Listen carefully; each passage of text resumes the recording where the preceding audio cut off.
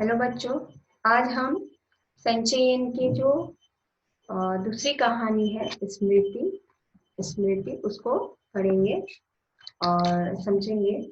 तो ये जो कहानी है आचार्य श्री राम शर्मा द्वारा लिखित है। तो वो जो बचपन में उनके साथ हुई घटना उनका हमारे साथ साझा किया है, बांटा है, शेयर किया है। तो हम चलते हैं। तो इसमें जो कहानी है, जब लेखक इसमें श्री राम शर्मा जी जब 11 वर्ष के आयु थे और ये घटना है 1908 की। 1908 की, उस समय वो 11 वर्ष के थे। तो 11 वर्ष का बच्चा कितना होता है, तो उसके अदम्य साहस की कहानी है जो सच्ची में हुई है, घटित हुई है। तो ये 1908 की बात है। तो जनवरी या दिसंबर का महीना होगा, उनको ठीक से याद नहीं है। दिसंबर का आखिरी और जनवरी का प्रथम, जो बहुत जाड़ा होती है, बहुत ज्यादा कपकपी चिल्ला जाड़ा, मतलब ठंडी बहुत ज्यादा होती है। और उस समय कुछ हल्की सी बूंदाबांदी भी ऐसे होती है। और शीत जो हवा होती है उसकी बहुत ज्यादा ऐसी ठंडी होती है जो शरीर को चुभती है। तो उस समय वो शाम के 3:30-4 बजे होंगे, तो वो अपने भाई के साथ बेर तोड़ रहे थे।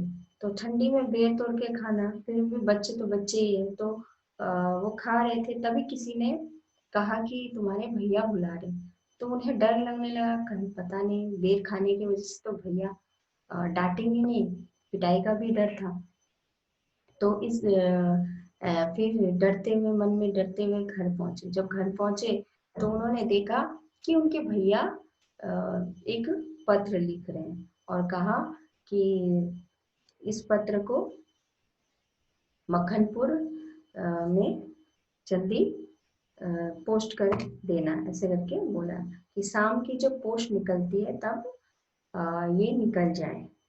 तो उस समय उनके पास एक लेखक के पास एक डंडा हुआ करता था।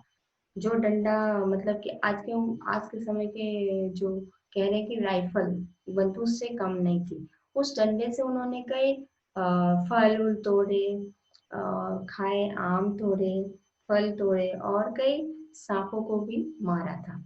तो फिर उनके भैया ने कहा कि इसको मक्खनपुर में जल्दी से देना। तो फिर चिट्ठिया को उस समय के बच्चे क्या होते थे कि अ, जैसे आज के बच्चे पैंट शर्ट या टी शर्ट ऐसे पहनते, तो उस समय के बच्चे कुर्ते पहनते थे और धोती पहनते थे। तो और बहुत ज्यादा ठंडी थी, तो उसके साथ छोटा भाई भी था। तो छोटा भाई को भी ले लिया। तो धोती पहना और कुर्ता, और जैसे कि बहुत ठंडी थी तो कान में बांधने के लिए धोती, भाई भी वो भी। और एक एक धोती जैसा एक कपड़ा में उसकी माँ ने कुछ भुने हुए चने दिए, क्योंकि उस समय तो अ, वाहन की सुविधा नहीं थी, लोग पैदल ही चल के जाते थे। तो वो पैदल निकल गया और माँ ने उनको खाने के लिए कुछ चने ऐसे दिए रास्ते में भुने हुए कि भूख लगेगी तो खाना। तो वो लोग उछलते कूदते बच्चे थे और अपना डंडा भी ले लिया, उछलते कूदते हुए निकल पड़े। और निकल पड़े तो रास्ते में एक कुआं आता था।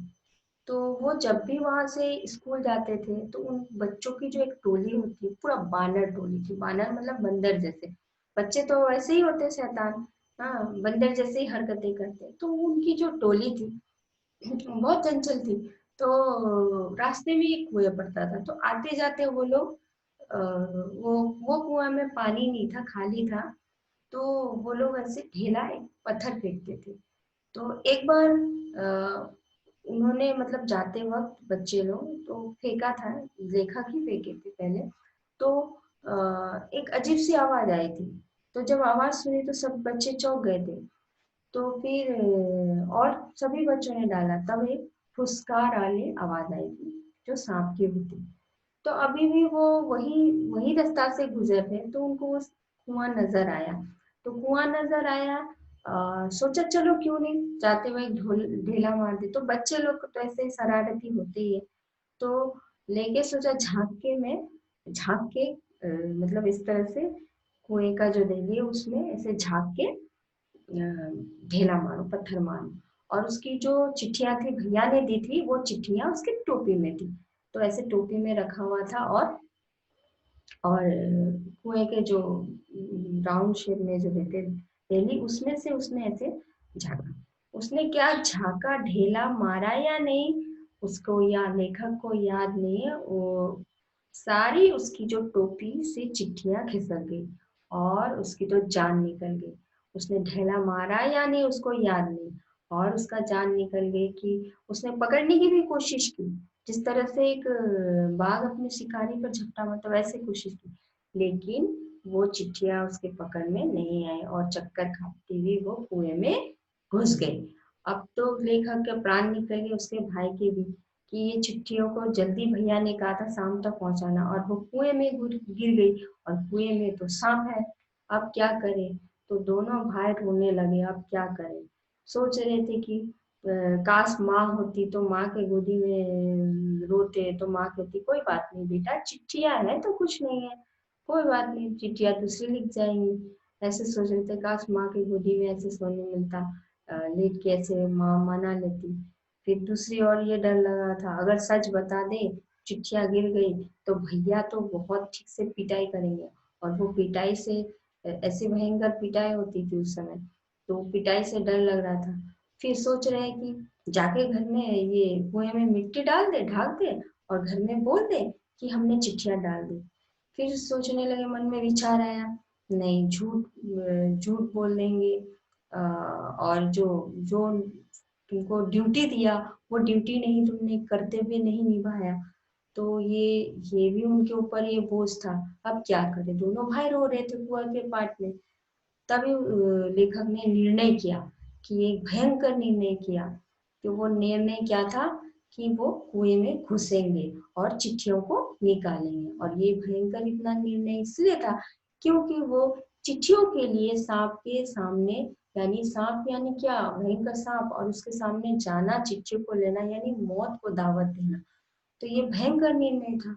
अब क्या करें? तो उस समय धोती पहनते थे, तो दोनों भाई ने अपनी अपनी धोतियां खोल ली, फिर जो कान में बांधे थे वो धोतियां भी खोल ली, बांध दी, और जो चने की धोती थी वो भी खोल, लगभग 5 धोती हो गए, इतनी अच्छे से गांठ मार के, और इतनी लंबी कर ली कि जो कुआं में जहां से रस्सी खींचते हैं, जहां से पानी निकालते हैं, वहां बांध दिया, और वहां से अंदर जो पहला सिरा वहां पे वो डंडी बांध दिया, और एक दूसरा सिरा जो ऊपर में डंडी बांध के उसके भाई को पकड़ने दिया, जिसका भाई 8 वर्ष का था, तो वो भी छोटा ही था, और उसको सिखाया उसने अच्छे से कि पकड़ के रखना, जब चिट्ठियां दे तो खींच लेना।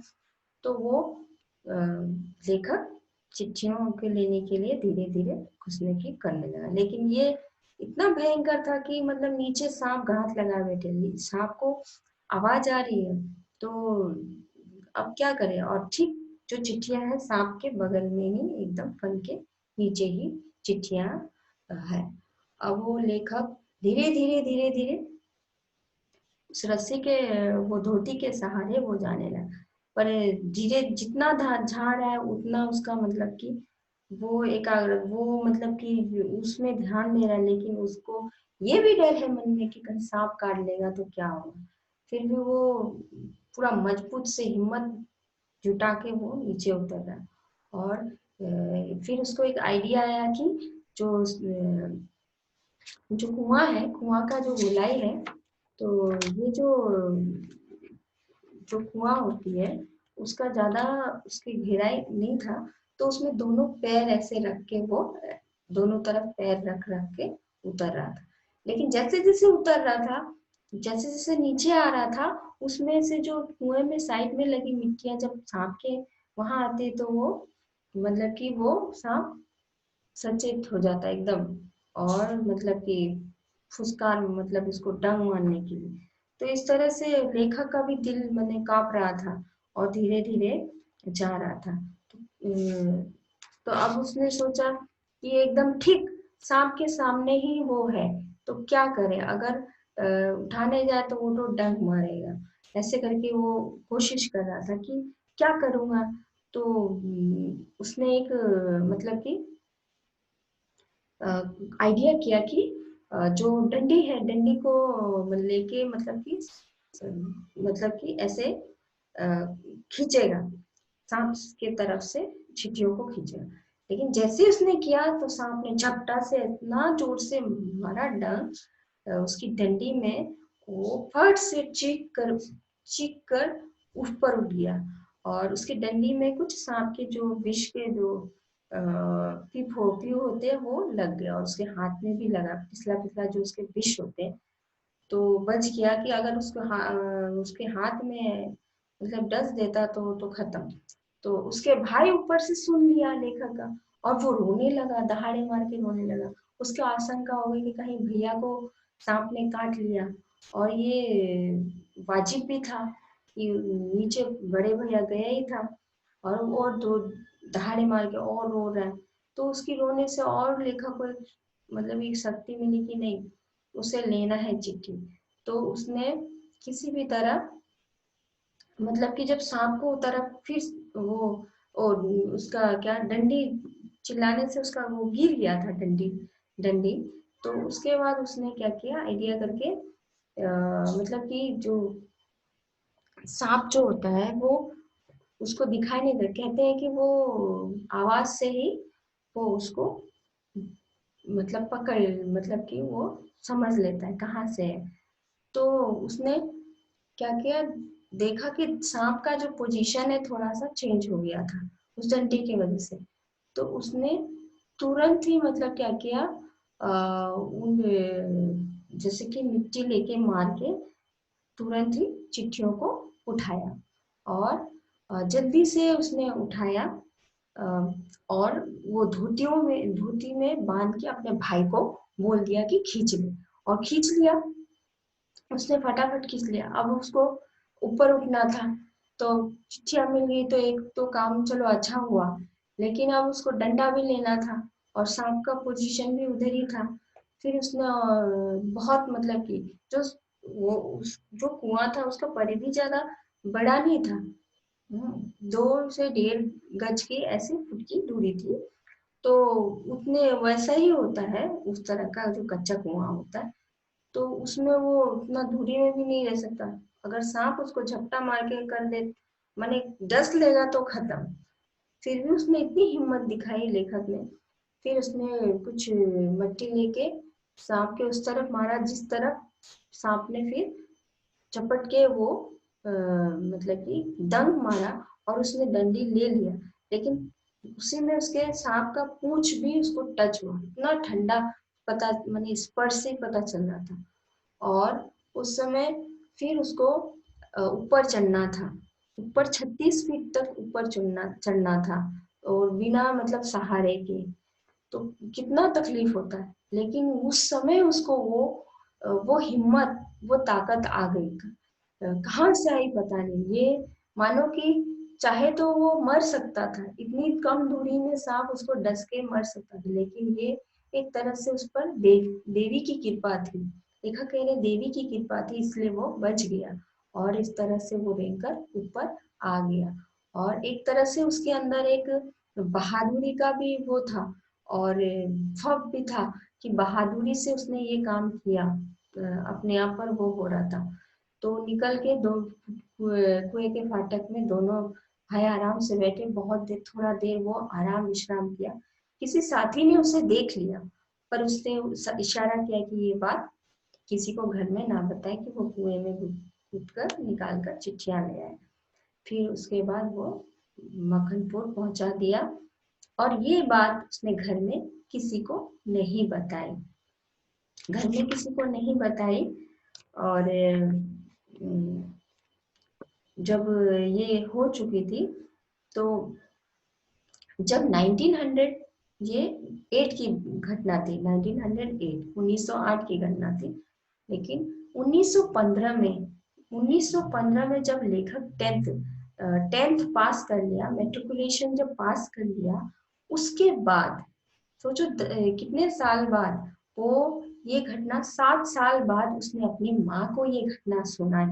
तो उसकी माँ की आंखों से आंसू निकल गए, और उसकी माँ ने लेखक की माँ ने उन्हें गोद में बिठा लिया, और जैसे चिड़िया अपने बच्चों को पकड़ लेती है, मैंने कि इतना इतना भयंकर वो मतलब मौत के मुंह से बच के भी आया, फिर भी वो इतना, मैंने उसका दिल कलेजा इतना बढ़ा कि उसने घर में भी नहीं बताया, इतने हिम्मत का काम किया। तो ये घटना उसने 1915 में 7 साल बाद अपनी माँ को बताया, और माँ ने उसे पूरा गोदी में पूरा चिपका लिया, जैसे चिड़िया अपने बच्चों को ले लेती है।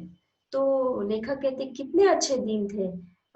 उस समय ना राइफल थी, ना डंडा था, ना कम से कम डंडे का शिकार तो सांप के लिए काफी था। और ये घटना बहुत ही भयंकर और रोचक थी। तो यही घटना का जिक्र इस कहानी स्मृति में कहा है। स्मृति जो कि याद, लेखक को याद कि छोटे में उनके साथ जो ये घटना हुई थी। और इसमें कोई दिक्कत हो तो बोलिएगा।